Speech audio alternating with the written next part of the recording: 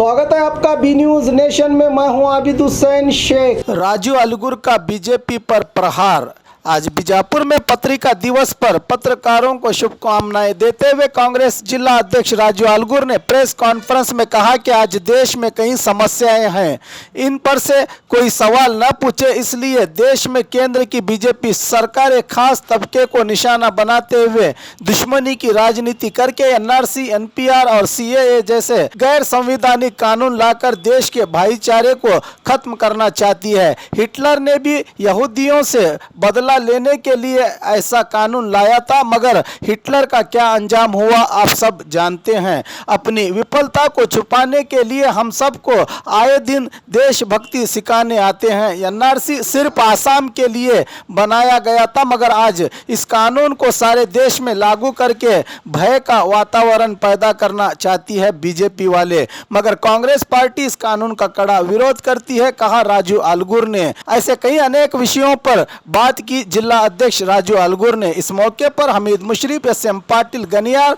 और कई कांग्रेस के पदाधिकारी और बड़ी संख्या में कार्यकर्ता रहे मौजूद। ಇವತ್ತು ಅವ್ರ ಮೇಲೆ ಒಂದು ಸೇಡಿನ ರಾಜಕಾರಣ ಆಗಿರಬಹುದು, ಇದು ನಡೀತಕ್ಕಂಥದ್ದು ನಾವು ನೋಡ್ತಾ ಇದ್ದೀವಿ। ಇದಕ್ಕೆ ಕಾರಣ ಇವತ್ತು ಕೇಂದ್ರ ಸರ್ಕಾರ ಮತ್ತು ಮೋದಿ ನೇತೃತ್ವದ ಸರ್ಕಾರ, ವಿಶೇಷವಾಗಿ ಗೃಹ ಮಂತ್ರಿಗಳಾಗಿರ್ತಕ್ಕಂಥ ಅಮಿತ್ ಶಾ ಅವರು ಅತ್ಯಂತ ಮತವರ್ಜಿಯಿಂದ ತಂದಿರತಕ್ಕಂಥ ಸಿಎಎ ಸಿಟಿಜನ್ಶಿಪ್ ಅಮೆಂಡ್ಮೆಂಟ್ ಮತ್ತು ಎನ್ಆರ್ಸಿ ಮತ್ತು ಎನ್ಪಿಆರ್ ಈ ತಿದ್ದುಪಡಿಗಳ ಪರಿಣಾಮವಾಗಿ ಇವತ್ತು ದೇಶದಲ್ಲಿ ಒಂದು ದೊಡ್ಡ ಕಂದಕ ಉಂಟಾಗಿದೆ। ಇವತ್ತು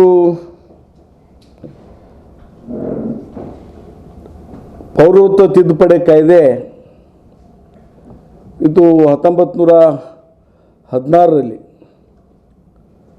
ಮೊದಲನೇದಾಗಿ ಲೋಕಸಭೆಯಲ್ಲಿ ಮಂಡನೆ ಆಯಿತು। ಲೋಕಸಭೆಯಲ್ಲಿ ಮಂಡನೆ ಆಯಿತು। ಇದು ಇಲ್ಲ 1900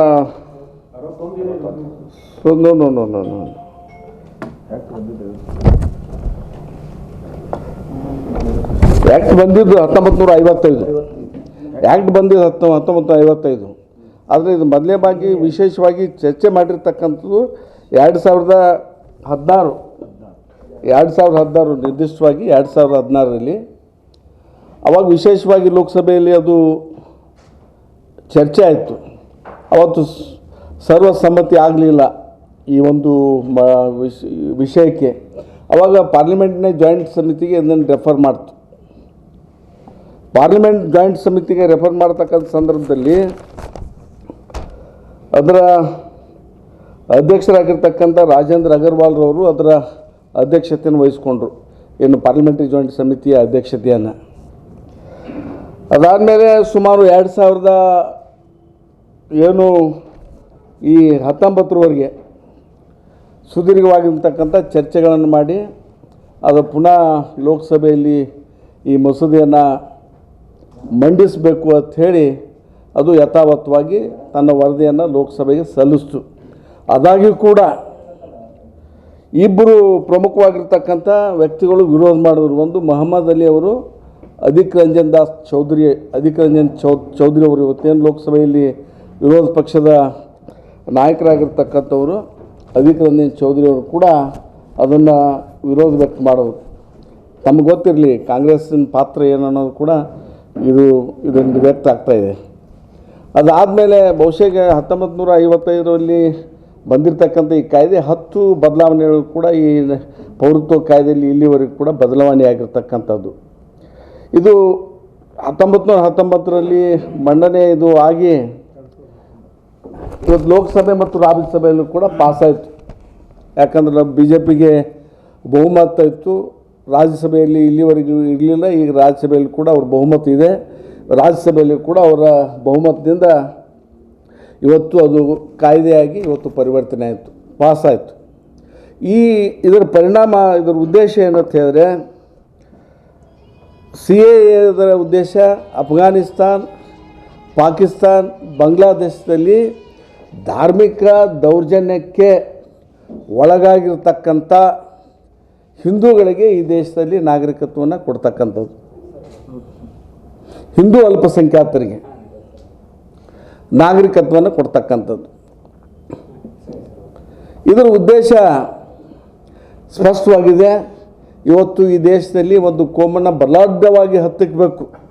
ಯಾಕಂದರೆ ಈ ದೇಶದಲ್ಲಿ ಮುಸ್ಲಿಂ ಸಮಾಜ, ಮುಸ್ಲಿಂ ಧರ್ಮ ಭಾಳ ವ್ಯಾಪಕವಾಗಿರ್ತಕ್ಕಂಥದ್ದು, ಹೆಚ್ಚು ಪ್ರಮಾಣದಲ್ಲಿ ಅವರು ಕೂಡ ಇರ್ತಕ್ಕಂಥದ್ದು. ಈ ಮೂರು ಧರ್ಮವ್ರಿಗೆ ಈ ಕಾನೂನು ಮಾಡೋದ್ರ ಮುಖಾಂತರ ಅಲ್ಪಸಂಖ್ಯಾತ ಹೇಳಿ ಅವರ ಧಾರ್ಮಿಕ ದೌರ್ಜನ್ಯಕ್ಕೆ ಆ ದೇಶದಲ್ಲಿ ಒಳಗಾಗಿದ್ದಾರೆ, ಅವರಿಗೆ ನಾವು ಕೊಡಬೇಕು. ನಾವು ಮುಸ್ಲಿಮ್ಗೆ ಯಾಕೆ ಕೊಡ್ತಾ ಇಲ್ಲ ಅಂದರೆ ಅವರು ಬೇರೆ ದೇಶಕ್ಕೆ ಹೋಗ್ಬೋದು. ಎಲ್ಲ ಇವತ್ತು ಪಾಕಿಸ್ತಾನ ಇಸ್ಲಾಂ ರಾಷ್ಟ್ರದ ಘೋಷಣೆ ಮಾಡಿದೆ, ಅಫ್ಘಾನಿಸ್ತಾನ ಇಸ್ಲಾಂ ರಾಷ್ಟ್ರದ ಘೋಷಣೆ ಮಾಡಿದೆ ಅಂತ ಹೇಳ್ತಾರೆ ಅವರು, BJP ಅವರು. ಆದರೆ ಅಲ್ಲಿಯೂ ಕೂಡ ಭಾರತ ದೇಶದ ಕಾನೂನುಗಳು ಒಪ್ಪಿಕೊಂಡು ಭಾರತ ದೇಶವನ್ನು ಗೌರವಿಸಿ ಬರ್ತಕ್ಕಂಥ ಅನೇಕ ಜನ ಮುಸ್ಲಿಮರು ಕೂಡ ಆ ದೇಶದಲ್ಲಿ ಅದಾರೆ. ಅವರಿಗೆ ಈ ನಾಗರಿಕತೆಯನ್ನು ನಿರಾಕರಣೆ ಮಾಡಲಾಗಿದೆ. ಇದ್ರ ಜೊತೆಗೆ ಎಷ್ಟು ವಿಪರ್ಯಾಸ ಅಂದ್ರೆ ಇಲ್ಲೇ ಶ್ರೀಲಂಕಾದಲ್ಲಿರ್ತಕ್ಕಂಥ ಧಾರ್ಮಿಕ ದೌರ್ಜನ್ಯಕ್ಕೆ ಒಳಗಿರ್ತಕ್ಕಂಥ ಹಿಂದೂಗಳಿಗೆ ಇಲ್ಲಿ ಈ ಕಾನೂನಲ್ಲಿ ಅವಕಾಶ ಇಲ್ಲ, ಪೌರತ್ವ ಕೊಡ್ತಕ್ಕಂಥ ಕಾನೂನಲ್ಲಿ ಅವಕಾಶ ಇಲ್ಲ. ಅಂದರೆ ಎಷ್ಟು ವ್ಯತಿರಿಕ್ತವಾಗಿರ್ತಕ್ಕಂಥ ಇದನ್ನು ಕಾನೂನು ಮಾಡ್ಯಾರ ಅಂತ ಹೇಳಿದ್ರೆ ಎಲ್ಲಿ ಕೂಡ ಯಾರಿಗೂ ಸಮಾನವಾಗಿರ್ತಕ್ಕಂಥ ನ್ಯಾಯ ಈ ಪೌರತ್ವ ಕೊಡ್ತಕ್ಕಂಥ ವಿಚಾರದಲ್ಲಿ ಈ ಕಾನೂನಿನಲ್ಲಿ ಇಲ್ಲ ಅಂಥೇಳಿ. ಇದು ಒಂದು ಕಡೆ ಆದರೆ ಇನ್ನು NRC ನ್ಯಾಷನಲ್ ಈ ಸಿಟಿಜನ್ಶಿಪ್ಗೆ ಸಂಬಂಧಪಟ್ಟಂತೆ ಈ NRC ಕಾಯ್ದೆಯಲ್ಲಿ ಏನು ಉದ್ದೇಶ ಅಂತ ಹೇಳಿದ್ರೆ, ಯಾರು ದೇಶದಲ್ಲಿ ಅತಿಕ್ರಮಣವಾಗಿ ನುಸುಳಿದ್ದಾರೆ, ಯಾರು ದೇಶದವರು ಅಲ್ಲ, ಯಾರು ದೇಶದಿಂದ ಹೊರಗಿಂದ ಬಂದಿದ್ದಾರೆ ಅವರನ್ನು ಖಡಾಖಂಡಿತವಾಗಿ ಕೂಡ ಪರಿಶೀಲನೆ ಮಾಡಿ ಅವರ ಡಾಕ್ಯುಮೆಂಟ್ ವೆರಿಫಿಕೇಷನ್ ಮಾಡಿ ದೇಶದಿಂದ ಹೊರಗೆ ಹಾಕ್ತಕ್ಕಂಥದ್ದು ಏಕೈಕ ಉದ್ದೇಶ. ಇಲ್ಲ ಅವ್ರನ್ನ ಡಿಟೆನ್ಷನ್ ಸೆಂಟರ್ನಲ್ಲಿ ಅವ್ರನ್ನ ಕೂಡಿ ಹಾಕತಕ್ಕಂಥ ಉದ್ದೇಶದಿಂದ ಈ NRCಯನ್ನು ತರಲಾಗಿದೆ. ಈ NRC ವಿಶೇಷವಾಗಿ ಯಾಕೆ ಒತ್ಕೊಳ್ಳಾಯಿತು 1985ರಲ್ಲಿ ಅಂತ ಹೇಳಿದ್ರೆ, ರಾಜೀವ್ ಗಾಂಧಿ ಇದ್ದಂಥ ಒಂದು ಸಂದರ್ಭದಲ್ಲಿ ಇವತ್ತು ಆಸಾಮ್ನಲ್ಲಿ ಏನು 1971ರಲ್ಲಿ ಪಾಕಿಸ್ತಾನ ಮತ್ತು ಬಾಂಗ್ಲಾದೇಶ ರಾಷ್ಟ್ರ ಆದಮೇಲೆ ಬಾಂಗ್ಲಾದೇಶದ ಅನೇಕ ಜನ ನುಸುಳುಕೋರರು ಈ ಆಸಾಮ್ನಲ್ಲಿ ಬಂದು ಆಸಾಮ್ನಲ್ಲಿರ್ತಕ್ಕಂಥ ಬುಡಕಟ್ಟು ಜನರ ಹಕ್ಕು ಬಾಧ್ಯತೆಗಳನ್ನು ಕಸಿದುಕೊಳ್ತಾ ಇದ್ದಾರೆ ಅಂಥೇಳಿ ನಾವು ನಮ್ಮ ಅಧಿಕಾರ, ನಮ್ಮ ಒಂದು ಹಕ್ಕಿಂದ ವಂಚಿತರಾಗ್ತಾ ಇದ್ದೀವಿ ಅಂಥೇಳಿ ಆಸಾಮ್ನಲ್ಲಿ ನಿರಂತರವಾಗಿ ಚಳವಳಿಗಳಾದವು. ಚಳವಳಿ ಹೆಂಗಾಯ್ತು ಅಂದರೆ ಸರ್ಕಾರ ಕೂಡ ನಿಯಂತ್ರಣ ಮಾಡದೇ ಇರತಕ್ಕಂಥ ಪರಿಸ್ಥಿತಿ ಬಂದಂಥ ಸಂದರ್ಭದಲ್ಲಿ ರಾಜೀವ್ ಗಾಂಧಿಯವರು ಮುತುವರ್ಜಿ ವಹಿಸಿ ಅಲ್ಲಿಯ ಚಳವಳಿಕಾರರ ನಾಯಕರನ್ನು ಕರೆಸಿ, ವಿಶೇಷವಾಗಿ ಆಸಾಂ ವಿದ್ಯಾರ್ಥಿ ಪರಿಷತ್, ಆಸಾಮಿನ ವಿದ್ಯಾರ್ಥಿ ಗಣ ಪರಿಷತ್ ಈ ಎಲ್ಲ ನಾಯಕರನ್ನು ಕರೆಸಿ ಒಂದು ಒಡಂಬಡಿಕೆಯನ್ನು ಮಾಡಿಕೊಂಡ್ರು. ಇಲ್ಲ, ನಾವು ಇದನ್ನು ತಡೆಗಟ್ತೀವಿ, ಯಾರು ಬಾಂಗ್ಲಾದೇಶದಿಂದ ಬಂದಿರತಕ್ಕಂಥ ಜನ ಯಾರ್ಯಾರ್ದಾರ, ಬಂಗಾಲಿ ಮಾತಾಡ್ತಕ್ಕಂಥ ಜನ ಯಾರ್ದಾರ ಅವ್ರು ಐಡೆಂಟಿಫೈ ಮಾಡಿ ಯಾರು ಈ ದೇಶದವರು ಅಲ್ಲಿಲ್ಲ ಅವರನ್ನು NRC ಮಾಡೋದ್ರ ಮುಖಾಂತರ ಅವ್ರನ್ನ ಗುರುತಿಸಿ ಹೊರಗೆ ಹಾಕ್ತಕ್ಕಂಥ ಕೆಲಸ ಮಾಡ್ತೀವಿ ಅನ್ನೋ ಕಾರಣಕ್ಕಾಗಿ ವಿಶೇಷವಾಗಿ ಆಸಾಮ್ನಲ್ಲಿ ಈ ಒಂದು NRCಯನ್ನು ಲಾಗು ಮಾಡ್ತಕ್ಕಂಥ ಕೆಲಸ ಆಯಿತು. ಇವತ್ತು ಏನಾಗೈತೆ ಅಂದರೆ ಅಲ್ಲಿಯೂ ಕೂಡ 1985ರಿಂದ ಈ ಒಂದು ಪ್ರಕ್ರಿಯೆ ನಡೆದರೂ ಕೂಡ ಆಸಾಮ್ನಲ್ಲಿ ಇವತ್ತು 19 ಲಕ್ಷ ಜನರನ್ನು ಐಡೆಂಟಿಫೈ ಮಾಡೋರು. 19 ಲಕ್ಷ ಐಡೆಂಟಿಫೈ ಮಾಡಿ ಇಲ್ಲಿವರೆಗೂ ಕೂಡ ಅದು 11 ಲಕ್ಷಕ್ಕೆ ಬಂದಿತ್ತು. 11 ಲಕ್ಷಕ್ಕೆ ಇವರೆಲ್ಲ ಏನು ಅನಧಿಕೃತವಾಗಿ ಇಲ್ಲಿ ನುಗ್ಗಿರ್ತಕ್ಕಂಥವ್ರು, ಇವ್ರಿಗೆ ಕೆಲವು ದಾಖಲೆಗಳು, ಇವ್ರನ್ನ ಪರಿಶೀಲನೆಯಲ್ಲಿ ಇಡಬೇಕು ಅಂಥೇಳಿ ಇನ್ನೂ ಕೂಡ ಅದು ನಿರ್ಧಾರ ಆಗಿಲ್ಲ. 11 ಲಕ್ಷ ಅವರು ಭಾರತೀಯ ನಾಗರಿಕರು ಕೊಡಬೇಕು, ಕೊಡಬಾರ್ದು ಅಂಥೇಳಿ. ಇದ್ರ ಮಧ್ಯೆ ಆಸಾಮ್ನಲ್ಲಿ ಅನೇಕ ಆಸಾಮ್ ಜನ, ಬಾಂಗ್ಲಾದೇಶದಿಂದ ವಲಸೆ ಬಂದಂಥ ಜನ ಸಾವಿರಾರು ಸಂಖ್ಯೆಯಲ್ಲಿ ಸುಸೈಡ್ ಮಾಡಿಕೊಂಡ್ರು. ಈ ನಾಗರಿಕ ಸಂಬಂಧಪಟ್ಟಂಥ ವಿಚಾರ ಇವತ್ತು ಅನೇಕ ಜನ ಅಲ್ಲಿ ಡಿಟೆನ್ಷನ್ ಸೆಂಟರ್ನಲ್ಲಿ ಇದ್ದಾರೆ.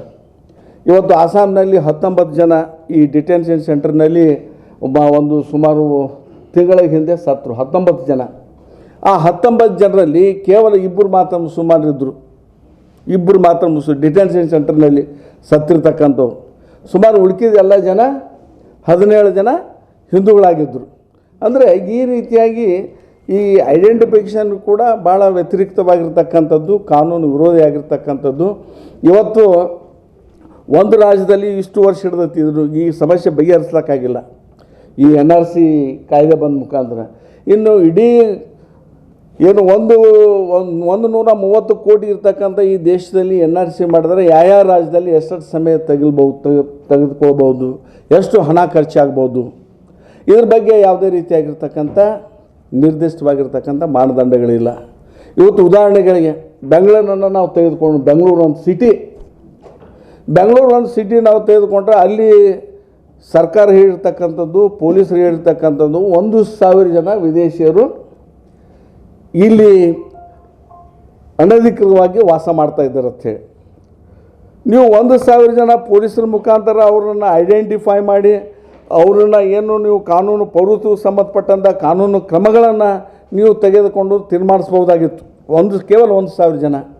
ಈ 1,000 ಜನರ ಸಲುವಾಗಿ 6.5 ಕೋಟಿ ಜನರಿಗೆ ಇವತ್ತು ತೊಂದರೆ ಆಗ್ತಾ ಇದೆ ಕರ್ನಾಟಕ ರಾಜ್ಯ ಒಂದೇ ರಾಜ್ಯದಲ್ಲಿ. ಹೀಗೆ ಪ್ರತಿಯೊಂದು ರಾಜ್ಯದಲ್ಲೂ ಕೂಡ ಈ ರೀತಿಯಾಗಿ ಇವತ್ತು ಆಯಾ ರಾಜ್ಯದಲ್ಲಿ ಆಯಾ ಸರ್ಕಾರಗಳು ಗೊತ್ತಿದೆ ಯಾರು ಈ ರಾಜ್ಯದಲ್ಲಿ ನುಸುಳುಕೋರಿದ್ದಾರೆ, ಯಾರು ಬೇರೆ ದೇಶದಿಂದ ಬಂದಿದ್ದಾರೆ, ಅಫ್ಘಾನಿಸ್ತಾನ ಯಾರು ಬಂದಿದ್ದಾರೆ, ಲಂಕಾದಿಂದ ಯಾರು ಬಂದಿದ್ದಾರೆ, ಶ್ರೀಲಂಕಾ ಇದರಿಂದ ಯಾರು, ಬಾಂಗ್ಲಾದೇಶದಿಂದ ಯಾರು ಬಂದಿದ್ದಾರೆ ಅಂಥೇಳಿ. ಇಷ್ಟು ಸಿಂಪಲ್ ಆಗಿರ್ತಕ್ಕಂಥ ಈ ಕೆಲಸ ಮಾಡೋದನ್ನು ಬಿಟ್ಟು NRC ತರೋದ್ರ ಮುಖಾಂತರ ಇವತ್ತು ಏನಾಗಿದೆ, ಇವತ್ತು ಭಾರತ ದೇಶದಲ್ಲಿ ಮುಸಲ್ಮಾನರಿಗೆ ಒಂದು ದೊಡ್ಡ ಆತಂಕ ಇದೆ.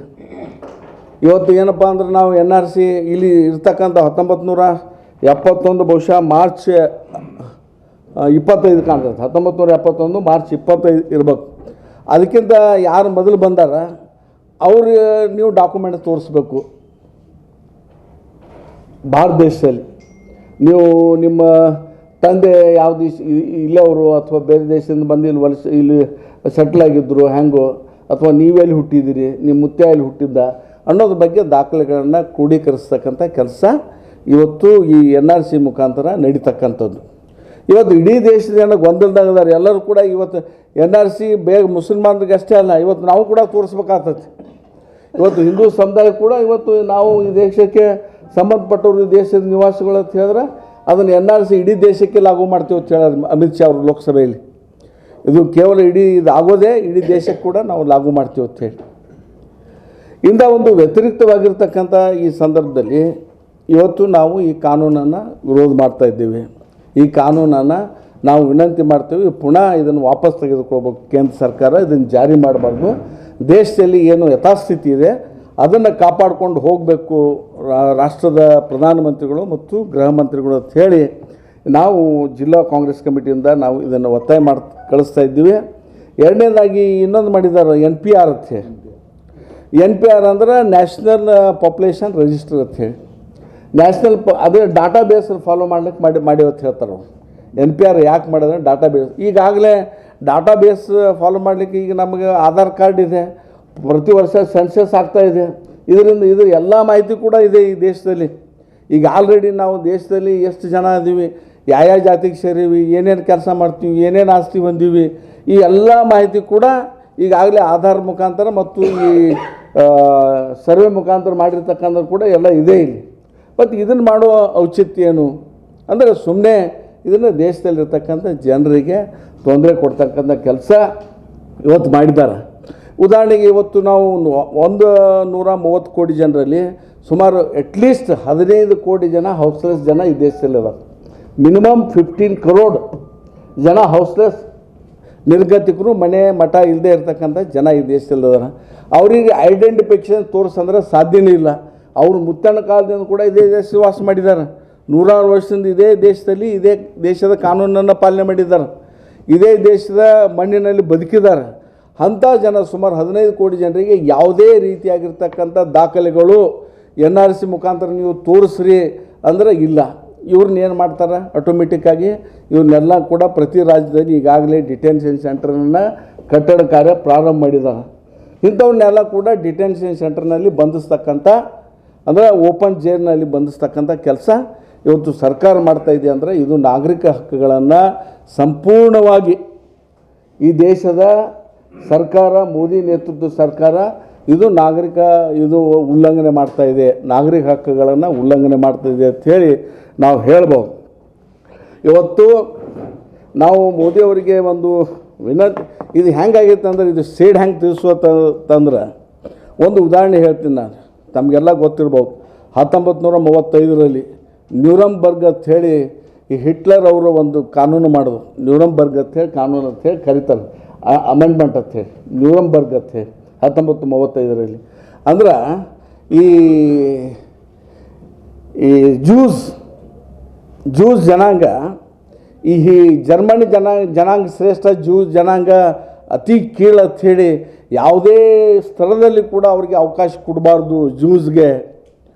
ಇವತ್ತು ಅವ್ರು ನಮ್ಮ ಜರ್ಮನ್ ರಕ್ತ ಭಾಳ ಪ್ಯೂರ್ ಆಗಿರ್ತಕ್ಕಂಥದ್ದು, ಅವರೆಲ್ಲ ಅಶುದ್ಧ ರಕ್ತದವರು, ಅವ್ರಿಗೆ ಎಲ್ಲಿ ಯಾವ ಮದುವೆ ಮಾಡ್ಲಿಕ್ಕೆ ನಾವು ಅವಕಾಶ ಕೊಡಬಾರ್ದು, ಅವ್ರನ್ನ ಜೈಲಿನಲ್ಲಿ ಇಡಬೇಕು, ಅವ್ರನ್ನ ಸಾಯಿಸಬೇಕು ಅದಕ್ಕೆ ಅಮಾನವೀಯವಾಗಿರ್ತಕ್ಕಂಥ ಕಾನೂನನ್ನು ಜ್ಯೂಸ್ಗಳ ಮೇಲೆ ಹಿಟ್ಲರ್ ಅವರು 1935ರಲ್ಲಿ ನ್ಯೂರಂಬರ್ಗ್ ಅಂತಕ್ಕಂಥ ಕಾನೂನು ಮಾಡಿ ಸೇಡನ್ನು ತೀರಿಸೋತಾರೆ ಜನಾಂಗದ ಮೇಲೆ. ಇವತ್ತು ಅದೇ ರೀತಿಯಾಗಿರ್ತಕ್ಕಂಥ ಅದೇ ಸಿಮಿಲಾರಿಟಿ ಈ NRC ಮಾಡೋದ್ರ ಮುಖಾಂತರ ಈ ದೇಶದ ಮುಸಲ್ಮಾನರ ಮೇಲೆ ಇವತ್ತು ಮೋದಿಯವರು ಒಂದು ದೊಡ್ಡ ಸೇಡನ್ನು ತೀರಿಸ್ಕೊಳ್ತಕ್ಕಂಥ ಕೆಲಸ ಮಾಡ್ತಾ ಇದ್ದಾರೆ ಅಂತ ಹೇಳಿ ತಮ್ಮ ಮುಖಾಂತರ ನಾನು ಹೇಳಲಿಕ್ಕೆ ಬಯಸ್ತಾ ಇದ್ದೀನಿ. ಅದ್ರ ಜೊತೆಗೆ ನಾನು ಇನ್ನೊಂದು ಹೇಳಲಿಕ್ಕೆ ಬಯಸ್ತಾ ಇದ್ದೀನಿ. ಇವತ್ತು ಮೋದಿಯವರು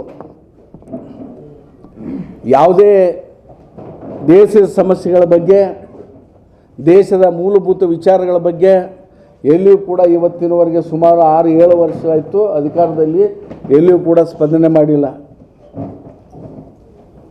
ಯಾಕಂದರೆ ಈ ದೇಶದಲ್ಲಿ ಸಾವಿರಾರು ಸಮಸ್ಯೆ ಇದಾವೆ. ಆ ಸಮಸ್ಯೆಗಳನ್ನು ಜನ ಪ್ರಶ್ನೆ ಮಾಡ್ತಕ್ಕಂಥ ಸಂದರ್ಭ ಯಾವಾಗ ಉದ್ಭವ ಆಗ್ತೈತಿ ಅವಾಗ ಪಾಕಿಸ್ತಾನದ ವಿಚಾರವನ್ನು ಪ್ರಸ್ತಾಪ ಮಾಡ್ತಾರೆ. ಆವಾಗ ನಮ್ಮ ಕಾಂಗ್ರೆಸ್ ಪಕ್ಷದ ದೇಶ ಪ್ರೇಮವನ್ನು ಪ್ರಶ್ನೆ ಮಾಡ್ತಾರೆ. ಯಾವಾಗ ಈ ದೇಶದ ಸಮಸ್ಯೆಗಳು ಉದ್ಭವ ಆದಾಗ ಜನ ಕೇಳಿಕೆ ಪ್ರಾರಂಭ ಮಾಡ್ತಾರಂಥ ಸನ್ನಿವೇಶ ನಿರ್ಮಾಣ ಆದಾಗ ಈ ಪ್ರಶ್ನೆ ನಿರಂತರವಾಗಿ ಇವತ್ತಿನವರೆಗೆ ಮಾಡ್ಕೊಂಡು ಬಂದಿದ್ದಾರೆ. ಇವತ್ತು ದೇಶದಲ್ಲಿ ನಿರುದ್ಯೋಗ ಸಮಸ್ಯೆ ಇದೆ, ಮಹಿಳೆಯರ ಮೇಲೆ ಪ್ರತಿಯೊಂದು ರಾಜ್ಯದಲ್ಲಿ ಅತ್ಯಾಚಾರ ಘಟನೆಗಳು ನಡೀತಕ್ಕಂಥ ಸಂದರ್ಭಗಳನ್ನು ನಾವು ನೋಡಿದ್ದೀವಿ. ಇವತ್ತಿಗೂ ಕೂಡ ಅನೇಕ ರಾಜ್ಯದಲ್ಲಿ ಅಸ್ಪೃಶ್ಯತೆ ಜೀವಂತಿದೆ, ಅನೇಕ ರಾಜ್ಯದಲ್ಲಿ ಕೂಡ ಅಸ್ಪೃಶ್ಯತೆ ಇವತ್ತಿಗೂ ಕೂಡ ಜೀವಂತಿದೆ. ಇವತ್ತು ರೈತರ ಸಮಸ್ಯೆ ಇದೆ, ರೈತರಿಗೆ ಸರಿಯಾದ ಫರ್ಟಿಲೈಸರ್ ಸಿಗಲಾರ್ದೇ, ರೈತರಿಗೆ ಸಕಾಲಕ್ಕೆ ಮಳೆ ಆಗದೇ, ರೈತರಿಗೆ ಯಾವುದೇ ಪರಿಹಾರ ಸಿಗದೇ ಇವತ್ತು ಪ್ರತಿ ರಾಜ್ಯದಲ್ಲಿ ಸಾವಿರಾರು ರೈತರು ಆತ್ಮಹತ್ಯೆಗೆ ಶರಣಾಗ್ತಕ್ಕಂಥ ಘಟನೆಗಳು ಈ ದೇಶದಲ್ಲಿ ನಿರಂತರವಾಗಿ ನಡೀತಾ ಇವೆ. ಅದರ ಬಗ್ಗೆ ಸನ್ಮಾನ್ಯ ಮೋದಿಯವರು ಯಾವುದೇ ರೀತಿಯಾಗಿರ್ತಕ್ಕಂಥ ಮಾತುಗಳನ್ನ ಆಡಿಲ್ಲ, ಯಾವುದೇ ರೀತಿ ಪರಿಹಾರ ಕೊಟ್ಟಿಲ್ಲ, ಯಾವುದೇ ರೀತಿಯಾಗಿರ್ತಕ್ಕಂಥ ಸ್ಪಂದನೆ ಇಲ್ಲ.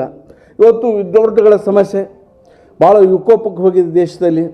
ಇವತ್ತು JNU ಇವತ್ತು ಪ್ರಪಂಚದಲ್ಲಿ ಪ್ರತಿಷ್ಠಿತ ವಿಶ್ವವಿದ್ಯಾಲಯ JNU, ಭಾರತದಲ್ಲಿ ಅಷ್ಟೇ ಅಲ್ಲ, ಇದು ಜವಾಹರ್ಲಾಲ್ ನೆಹರು ಯೂನಿವರ್ಸಿಟಿ ಪ್ರಪಂಚದಲ್ಲಿ ಪ್ರತಿಷ್ಠಿತ ಯೂನಿವರ್ಸಿಟಿ.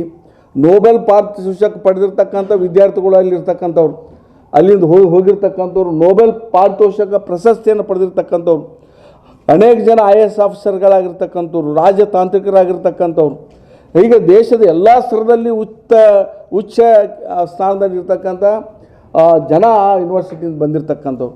ಇವತ್ತು ಅಲ್ಲಿಯ ವಿದ್ಯಾರ್ಥಿಗಳು ಅಲ್ಲಿ ಫೀಸ್ ಹೆಚ್ಚು ಮಾಡಿದ್ದಾರೆ, ಊಟದ ಫೀ ಹೆಚ್ಚು ಮಾಡಿದ್ದಾರೆ, ಹಾಸ್ಟೆಲ್ ಫೀ ಹೆಚ್ಚು ಮಾಡಿದ್ದಾರೆ ಅಂಥೇಳಿ ಚಳವಳಿ ಮಾಡಿದ್ರೆ ಇವತ್ತು ABVP ವಿದ್ಯಾರ್ಥಿಗಳು ಇವತ್ತು ಗುಂಡಾಗಳನ್ನು ಕರ್ಕೊಂಡು ಬಂದು ಆ ಯೂನಿವರ್ಸಿಟಿಯಲ್ಲಿ ಒಳಗೆ ಪ್ರವೇಶ ಮಾಡಿ ವಿದ್ಯಾರ್ಥಿಗಳ ಮೇಲೆ, ವಿದ್ಯಾರ್ಥಿ ನಾಯಕರ ಮೇಲೆ ಇವತ್ತು ಹಲ್ಲೆ ಮಾಡಿರ್ತಕ್ಕಂಥದ್ದು. ಇದು ಪ್ರಜಾಪ್ರಭುತ್ವಕ್ಕೆ ವಿರೋಧಿಯಾಗಿರ್ತಕ್ಕಂಥ, ಪ್ರಜಾಪ್ರಭುತ್ವಕ್ಕೆ ಅಮರ್ಯಾದೆ ತರ್ತಕ್ಕಂಥ ಘಟನೆಗಳು ಇವತ್ತು ನಾವು ನೋಡ್ತಾ ಇದ್ದೇವೆ.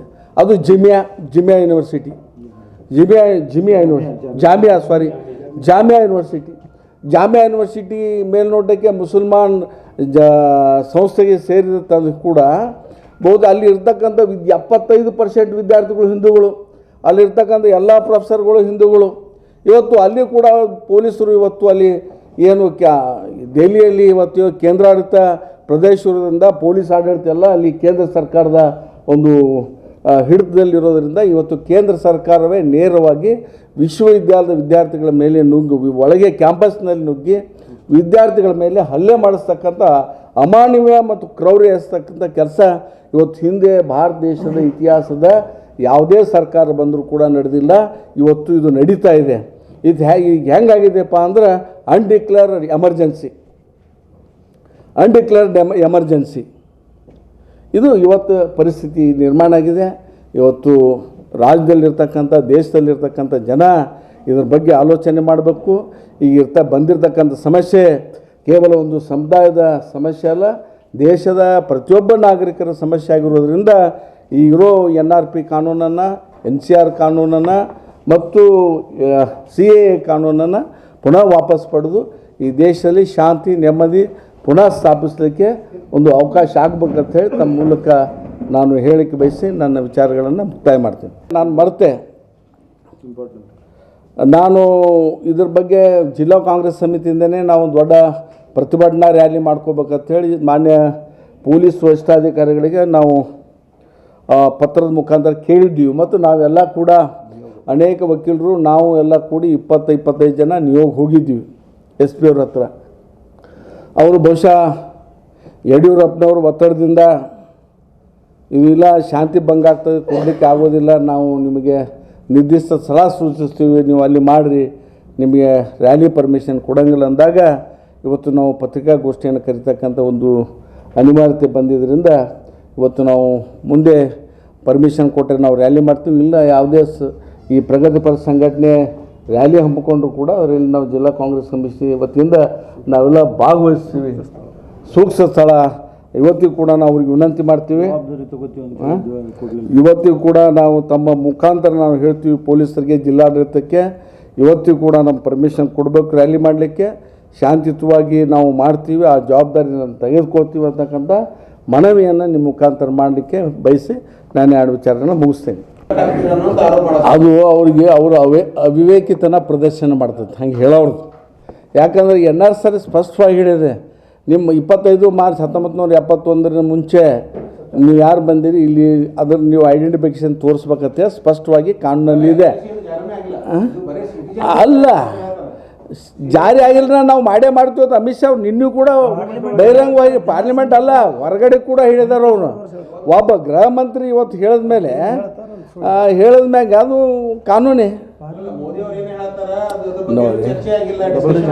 ಅದು ಡಬಲ್ ಸ್ಟ್ಯಾಂಡರ್ಡ್ ಪಾರ್ಲಿಮೆಂಟ್ನಲ್ಲೇ ಸ್ಪಷ್ಟವಾಗಿ ಅದು ಭಾಳ ಅಗದಿ ಎಲ್ಲ ಪಾರ್ಲಿಮೆಂಟನ್ನೇ ಘೋಷಣೆ ಮಾಡಿದ್ದಾರೆ ಅವರು ಅಮಿತ್ ಶಾ. ನಾವು ಮಾಡೇ ಮಾಡ್ತೀವತ್ತು ಇದೇ ಶಬ್ದದಲ್ಲಿ ಮಾಡ್ತಾರೆ. ರಾಹುಲ್ ಗಾಂಧಿ ಮಾಡ್ತಾ ಇದ್ದಾರೆ, ಸೋನಿಯಾ ಗಾಂಧಿ ಅವರು ದಿನನಿತ್ಯ ಅದೇ ಪ್ರಕ್ರಿಯೆಯಲ್ಲಿ ತೊಡಗಿದ್ದಾರೆ. ಸಾರಿ, ಪ್ರಿಯಾಂಕಾ ಗಾಂಧಿ, ಸೋನಿಯಾ ಗಾಂಧಿ ಸ್ವಲ್ಪ ಬಜಾರ್ ಇದೆ, ಮಾತಾಡಿದ್ದಾರೆ ಅವರು.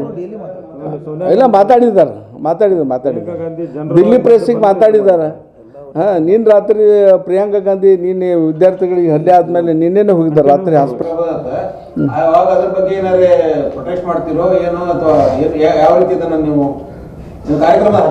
ನಾವು ಮುಖ್ಯಮಂತ್ರಿ ವಿರುದ್ಧ ಸಣ್ಣ ಪ್ರಮಾಣದ ಪ್ರೊಟೆಸ್ಟ್ ಮಾಡಿ ಇದು ಮಾಡಲಿಕ್ಕೆ ನಾವು ತಯಾರಿಲ್ಲ.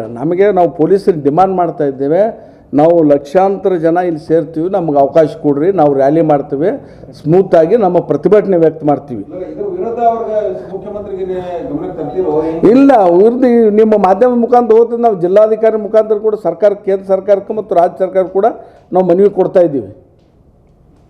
और खबरों के लिए देखते रहिए B news nation. B news nation के लेटेस्ट न्यूज़ों को अपने मोबाइल में देखने के लिए यूट्यूब में बी न्यूज नेशन के चैनल के सब्सक्राइब आइकॉन को दबाएं और फिर बेल आइकॉन को दबाने पर आप लेटेस्ट न्यूज़ों को देख सकते हैं।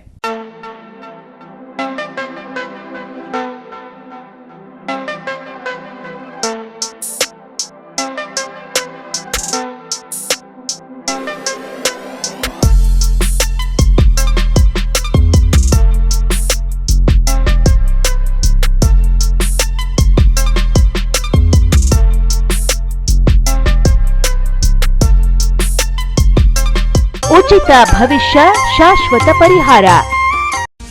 ಪರಿಹಾರದಲ್ಲಿ ಚಾಲೆಂಜ್. ಫೋನಿನ ಮೂಲಕ ಭವಿಷ್ಯವನ್ನು ತಿಳಿಸುತ್ತಾರೆ. ಶ್ರೀ ಕೊಲ್ಲೂರು ಮೂಕಾಂಬಿಕಾ ದೇವಿ ಜ್ಯೋತಿಷ್ಯ ಕೇಂದ್ರ, ಪಂಡಿಶ್ರೀ ಮಹೇಶ್ ಭಟ್. ವ್ಯಾಪಾರದಲ್ಲಿ ನಷ್ಟ, ಸಂಸಾರದಲ್ಲಿ ಇಲ್ಲದ ನೆಮ್ಮದಿ, ಸತಿಪತಿ ಕಲಹ, ಇಂಥ ಎಷ್ಟೋ ಸಮಸ್ಯೆಗಳನ್ನು ನೀವು ಕೇಳೇ ಇರ್ತೀರ. ಹಾಗೆ ಶಾಲಾ ಕಾಲೇಜು ಮಕ್ಕಳ ಓದಿನ ಸಮಸ್ಯೆಗೂ ಕೂಡ ಇಲ್ಲಿ ಪರಿಹಾರ ಇದೆ. ಹಾಗೆ ಯಾರ ಹತ್ರನೂ ಹೇಳ್ಕೊಳಕ್ಕಾಗದೇ ಇರುವಂತಹ ಹೆಣ್ಣು ಮಕ್ಕಳ ಸಮಸ್ಯೆ ಇರಬಹುದು, ಮಹಿಳೆಯರನ್ನು ಕಾಡುವಂತಹ ಸಂತಾನ ಸಮಸ್ಯೆ ಇರಬಹುದು. ಇವೆಲ್ಲದಕ್ಕೂ ಇಲ್ಲಿ ಶಾಶ್ವತವಾದ ಪರಿಹಾರ ಇದೆ. ಹೀಗೆ ಹಲವು ಸಮಸ್ಯೆಗಳು ನಿಮ್ಮನ್ನು ಕಾಡ್ತಾ ಇದ್ರೆ ಇಲ್ಲಿ ನಿಮ್ಮ ಹೆಸರು ಮತ್ತು ಪರಿಚಯವನ್ನು ಗೌಪ್ಯವಾಗಿ ಇಡಲಾಗುತ್ತದೆ.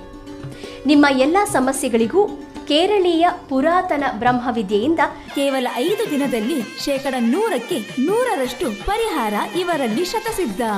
ಹಾಗೆ ವಿದೇಶ ಪ್ರಯಾಣ, ಸ್ತ್ರೀ ಪುರುಷ ಪ್ರೇಮ ವಿಚಾರ, ಮದುವೆ, ಸಂತಾನ, ಸತಿಪತಿ ಕಲಹ, ದಾಯಾದಿ ಕಲಹ, ಸಾಲಬಾಧೆ, ಕೋರ್ಟ್ ಕೇಸ್, ಶತ್ರುಬಾಧೆ, ಮಾಟ ಮಂತ್ರ, ದುಷ್ಟಶಕ್ತಿ ಕಾಟ, ಮನಃಶಾಂತಿ ಕೊರತೆ, ಮಾನಸಿಕ ಒತ್ತಡ, ಹೀಗೆ ಹಲವು ಸಮಸ್ಯೆಗಳು ನಿಮ್ಮನ್ನು ಕಾಡ್ತಾ ಇದ್ರೆ ನೀವು ಎಷ್ಟೋ ಜ್ಯೋತಿಷ್ಯರನ್ನು ಕೇಳಿ ಹಣ, ನೆಮ್ಮದಿ, ವಿಶ್ವಾಸನ ಕಳ್ಕೊಂಡಿರ್ತೀರಿ. ನಿಮ್ಮ ವಿಶ್ವಾಸ ಇಮ್ಮಡಿಯಾಗುತ್ತೆ, ನೆಮ್ಮದಿ ಮತ್ತೆ ವಾಪಸ್ ಸಿಗುತ್ತೆ. ಒಂದು ಫೋನ್ ಕರೆಯ ಮೂಲಕ ನಿಮ್ಮ ಭವಿಷ್ಯವನ್ನ ನೀವೇ ಬದಲಾಯಿಸಿಕೊಳ್ಳಿ. ಕರೆ ಮಾಡಿ ನಿಮ್ಮ ಸಂದರ್ಶನದ ವೇಳೆಯನ್ನ ನಿಗದಿ ಮಾಡಿಕೊಳ್ಳಿ. ಉಚಿತ ಭವಿಷ್ಯ, ಶಾಶ್ವತ ಪರಿಹಾರ. ಫೋನಿನ ಮೂಲಕ ಭವಿಷ್ಯವನ್ನು ತಿಳಿಸುತ್ತಾರೆ. Mobile number 9535306661.